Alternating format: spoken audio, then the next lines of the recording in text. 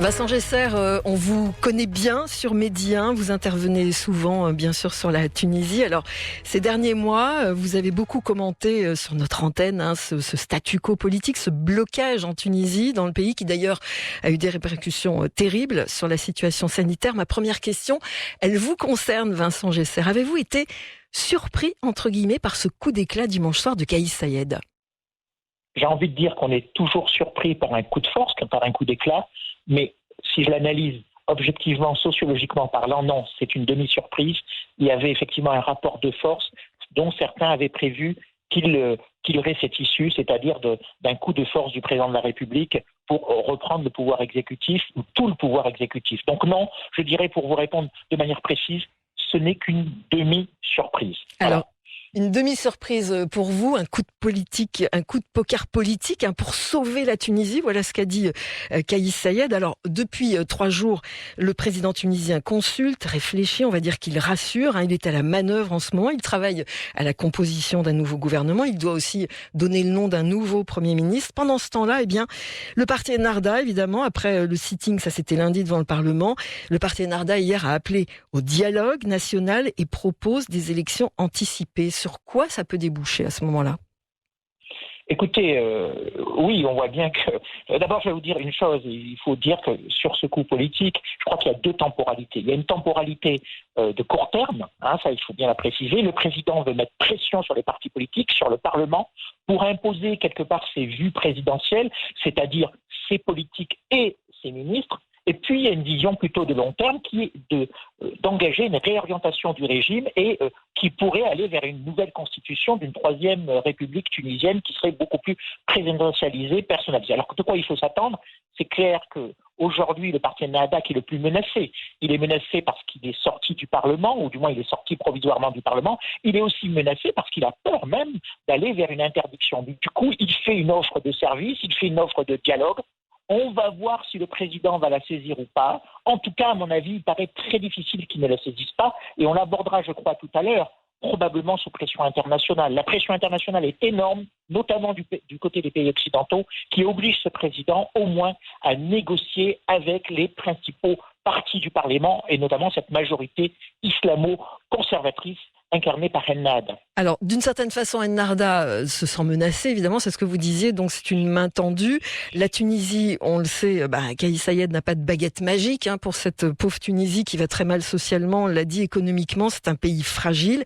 Il y a la pression, évidemment, des Occidentaux. On a vu, évidemment, cette brochette de réactions depuis lundi.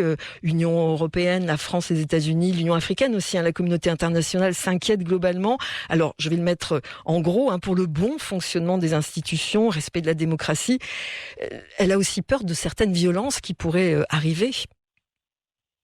Oui, alors, il peut avoir une certaine violence. Alors d'abord, il faut dire qu'il a quand même une légitimité populaire, c'est-à-dire que complètement. La décision...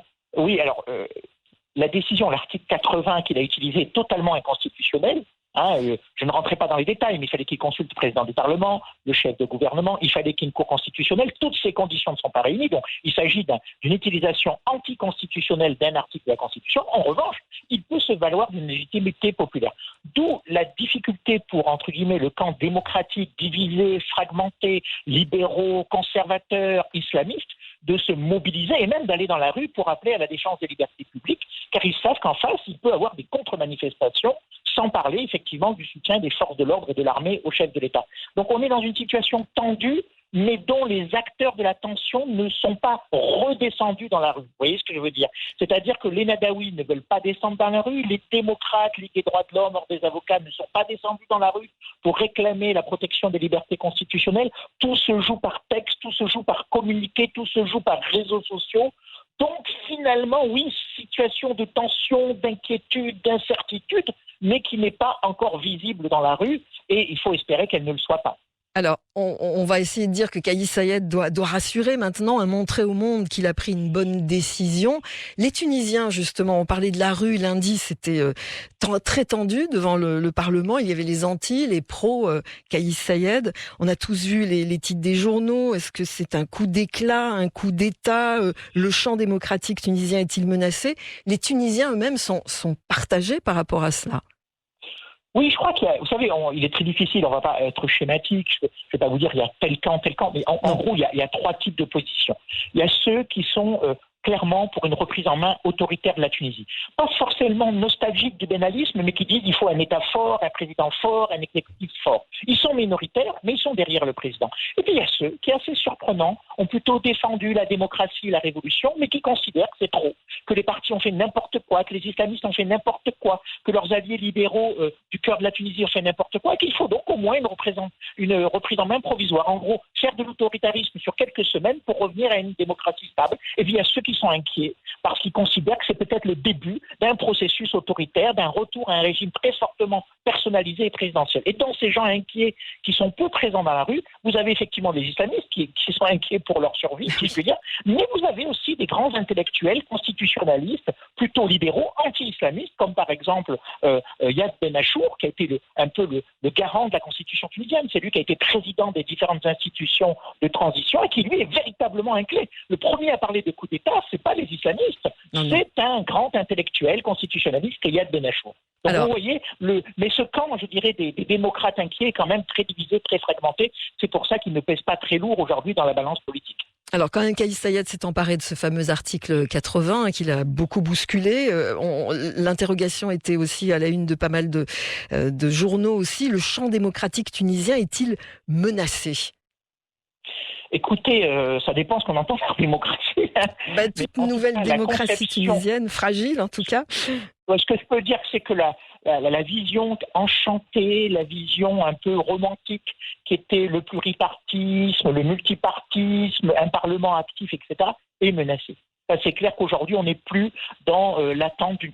La Tunisie a eu le 26 janvier 2014 une constitution démocratique, qui est presque un modèle de démocratie, d'équilibre, etc. Ça, c'est fini. Les gens n'en veulent plus. Donc, il y a un tournant. Donc, faut-il dire qu'est-ce que c'est un tournant autoritaire, dictatorial, ou c'est une révision de la démocratie ? En tout cas, même si on ne va pas forcément vers un régime autoritaire en Tunisie, on va vers une démocratie revisitée, plus personnalisée, plus présidentialisée, plus autoritaire. Ça, c'est clair. Donc, on sera probablement de plus en plus, la Tunisie s'achemine probablement de plus en plus vers une sorte de régime hybride, vers une sorte de constitution hybride, si elle est révisée dans les prochains mois, qui sera, on pourrait dire, démocrato-autoritaire, autoritaire-démocratique, relevant des deux registres.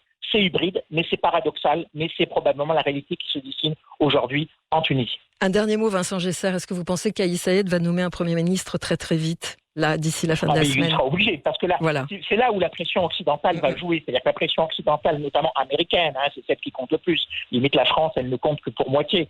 C'est obligé de revenir dans au moins l'apparence d'une normalité constitutionnelle. Voilà, au moins l'apparence. Là, Joe Biden a été très clair, le département d'État américain a été très clair. Il faut aujourd'hui restaurer les institutions républicaines, constitutionnelles et démocratiques en Tunisie. Après, le contenu, ça sera autre chose dans ces institutions, mais il sera obligé de revenir à cette normalité, réouverture du Parlement, nomination d'un Premier ministre et nomination de ministres qui, malgré tout, devront aller au Parlement demander leur confiance. Oui, je pense qu'il sera amené très vite, il sera obligé, contraint par la communauté internationale, et y compris par des pressions internes, à renommer un Premier ministre, au moins pour donner une apparence de normalité démocratique en Tunisie pour les prochaines semaines et pour les prochains mois. Merci beaucoup Vincent Gesser. Je vous rappelle que vous êtes chercheur, politologue à l'Institut de recherche et d'études sur les mondes arabes et musulmans. Vous étiez notre invité de la rédaction ce matin. Excellente matinée. À bientôt.